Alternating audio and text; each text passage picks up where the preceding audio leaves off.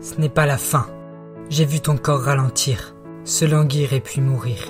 Mais ce n'est pas fini. Même si t'es parti, que j'ai senti ton corps froid sous ta parure de roi, même si tes poils de soie sous ma main désœuvrée ont cessé de briller, tu as juste parcouru une étape inévitable. Tu as poursuivi ton chemin, dans un monde qui nous est encore totalement inconnu. 11 heures pétantes, ton cœur s'est arrêté, et je n'ai pas pu être là, en un sens.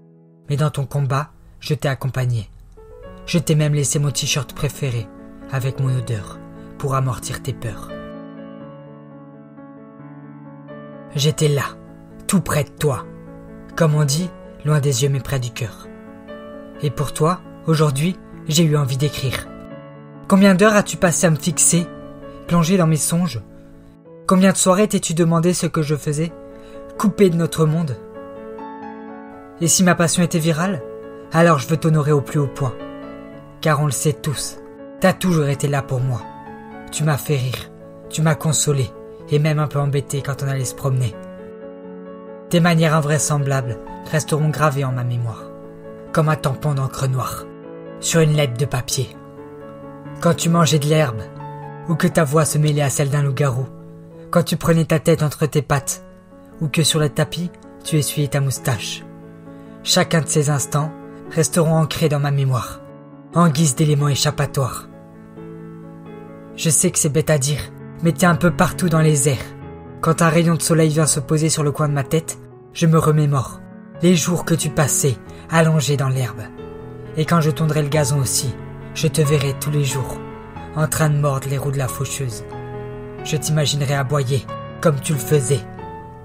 Et quand on gardera du pain dur pour les chevaux, je rirai, quand je me rappellerai que tu aimais les grignoter.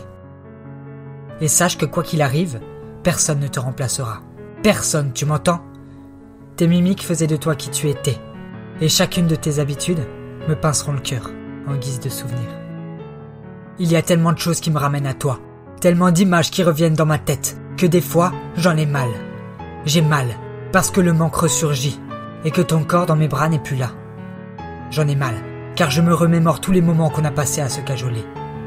Et puis sans compter, je me rappellerai de cette dernière soirée qu'on a passée, à tes côtés. Cette soirée qui t'était consacrée.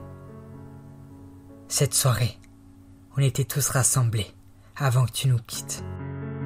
C'est tout ce que tu attendais au final, rien que quelques heures, tous réunis autour de toi, pour partir un peu plus tard, l'esprit libre et serein.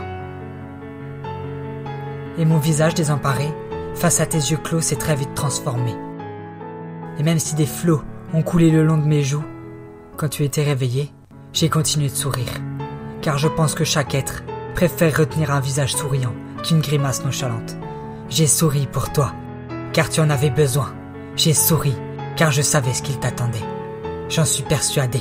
Le ciel est un autre monde, une utopie vers lequel tu t'es dirigé. J'ai souri, et je sourirai toujours lorsque je croiserai une de tes photos.